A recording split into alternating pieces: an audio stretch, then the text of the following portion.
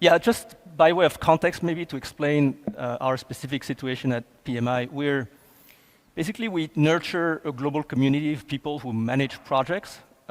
It's about 40 million people in the world whose main activity is to manage projects or products. So that's about 4% of the global knowledge workforce. It's about 1 billion people, right? And we are very much the home of these 40 million people. We provide to them professional certifications, professional education, professional platforms, like software platforms to help them do their jobs. We provide events so that they can network, get some thought leadership. We provide volunteering opportunities for them to develop while giving back and doing something meaningful, purposeful. So we are a very large organization in terms of reach, but fairly small in how many people we are. So we are about 800 full-time employees. We don't raise money, so our funding comes from our products and services that we sell. We do about $400 million in revenue. And we also rely a lot on the volunteering, on the experts, the project professionals who help us come with content, help us define what the future of our profession should be. Now, we were founded in Philadelphia. So until 2020, we had mostly one office in Philadelphia and about 80%, 85% of our workforce based around Philadelphia. And COVID happened, so everybody was home, and suddenly we started to lifting that constraint of having to recruit people around our office. We started to have access to a much broader pool of talent. And if you think of us doing about 1/3 of our activity in the US, 1/3 in China, 1/3 in the rest of the world, covering all industries across 200 countries, this idea of having 85% of our workforce based around Philadelphia was a massive limitation. So after COVID, we did not come back to the office. We decided that for us, the best way to engage with our teams locally, with project professionals everywhere, was to have a distributed workforce.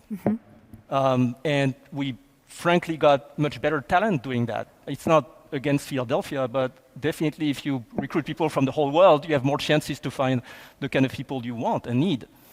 Now, beyond PMI, because I think it's important to also not only focus on the differences, because learning is not about the differences, it's about what you can reapply, right? The commonalities. So beyond PMI, I personally believe that the future is not in mostly empty fixed offices. I don't think that, and for a very simple reason. We have this other problem than AI, right? We have the problem of the world's sustainability. If half of the knowledge workers were not going to offices that are mostly empty, and we would save all the maintenance of these offices, and we save all the commute, that would be the equivalent of 1.5 times of the carbon emissions of the entire airline industry. So that's pretty significant.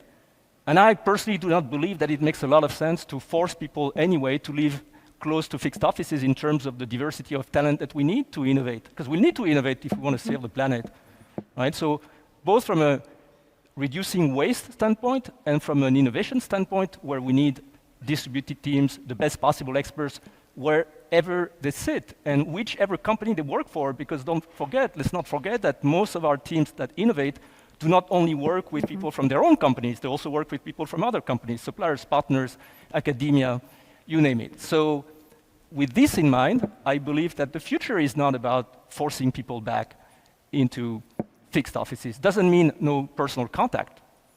Conferences like this, or multiple other opportunities, you have to bring your teams together, but more intentionally, less frequently, but more intentionally, with more meaningfulness, is what I think we should learn. And it's hard. We have many issues with working from home all the time, and I'm not going to spend time now explaining all of them, but we have many issues coming with this.